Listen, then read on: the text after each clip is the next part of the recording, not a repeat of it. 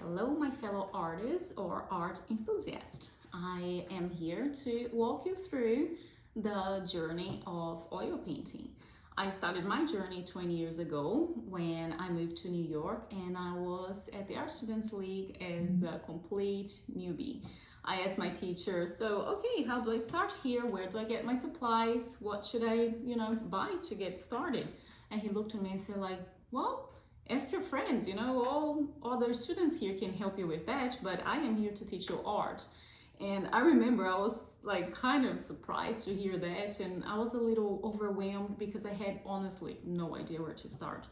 So I am here to share with you all the tips, and if possible, I wanted to walk through all of this without the struggle that I had. Anyway, 20 years is a lot of time and experience, and I hope I can help you through this.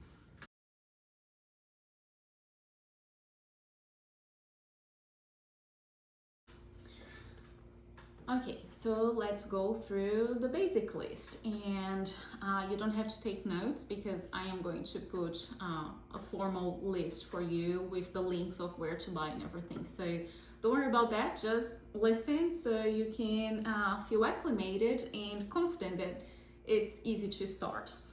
Well, first thing you need is a surface to paint in, so most common surface is going to be a canvas stretched on stretcher bars, and I used this for the longest time. I was a more traditional approach using the normal canvas, but because I use so much palette knife, I like a rigid surface. And later on in my life I learned about canvas on a board. So basically the canvas is glued to a surface and makes it rigid, and it's so much nicer to use with the palette knife. So I've been painting on boards a lot lately, which brings me to wood panels.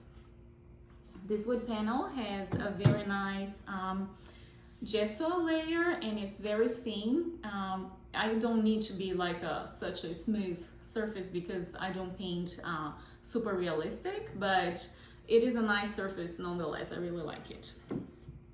So you have your surface to work on. What else do you need? You can have an easel, like a table easel. You can use a large easel if you're going to paint large, or you can just, lay your canvas on the table if you're working on a small piece like this. So don't worry too much about getting an easel in the beginning, but you should get one depending on the size that you're going to work with. You're going to need oil paint. You're going to need a palette to mix your oil paint, palette knife either for painting or for mixing your paint, brushes, solvent, and linseed oil to mix with the solvent. Okay, now let's talk about what do you want to use from all of this. Oil paint. If you're beginning, you can buy the less expensive brands, and you still can get some good quality. The one thing that you should keep in mind when you're looking at brands, you can see the permanence. They're going to have a rating in the back, so it's going to show you if it's something that is going to stay or if it's going to fade through time. So even when you're painting beginner work, I recommend getting a somewhat, good quality, so you're not going to have your work that you cherish. It's your beginner piece, and then it's going to fade through time. But, it's up to you. I'm still going to show you a few options of quality of brands. I use a lot Winsor & Newton, mostly because I like the texture that they give. It's a very buttery feel, so it's great for palette knife working. I've been exploring a lot with Chauvin, mostly because their hues, the colors are really, really cool. I do a lot of mixing colors myself, and I can get to pretty much any color using the basic. I'll teach you color later. But you can buy, if you like a certain hue, you can just get it on a tube. It makes your life easier.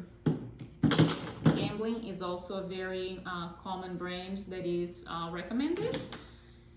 And if you want to really save good bucks and get a better quality for the price you're paying, you can go for a shop brand like Blick.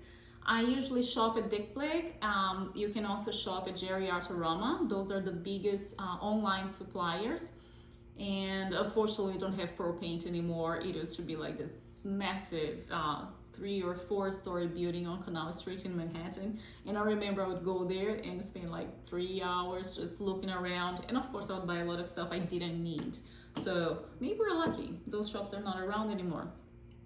You can still get supplies at Michael's or at Hobby Lobby or your craft store, but it will save you a lot of money if you order online. Now let's talk brushes. There are some very good quality brushes out there, and be my guest to buy them. But I say, I use a lot of cheap construction brush, basically because cleaning brushes is such a pain that getting rid of the oils is a lot of work, and I end up just soaking them and using them as I go, and they all die eventually. So I buy cheap. When I'm going to do detail work, I get a nice brush, and then I make sure I treat my brushes nicely when they're expensive pieces. And for that, you can buy a soap for brushes.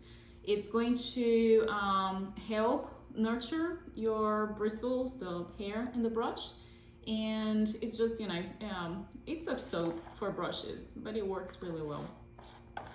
I'll put the brand in the list as well. Then for diluting your oils, I used turpentine oil for the longest time, but right now I only use it to soak the brushes. I have been happier with Gamsol lately for diluting my paint and starting a wash on the canvas, which I'll get to that later. When you're going to start painting, you usually study your composition with a wash instead of using a charcoal. For instance, never use a charcoal or a pencil, because it will leave a residue, and when you start painting, it's going to mix with the paint and it's going to look like dirty, messy. And then you're going to use linseed oil. Linseed oil and Gamsol you can use to create to thin your oil paint. So to start with the first sketching, you're going to only use Gamsol because that's the thin. And then as you start building layers, you're going to put more oil to the mix because that's the fat, and that's where we go, the fat over lean. It has to do with how the colors are going to dry, and if you have a lean layer on top of a fat layer, it's going to crack.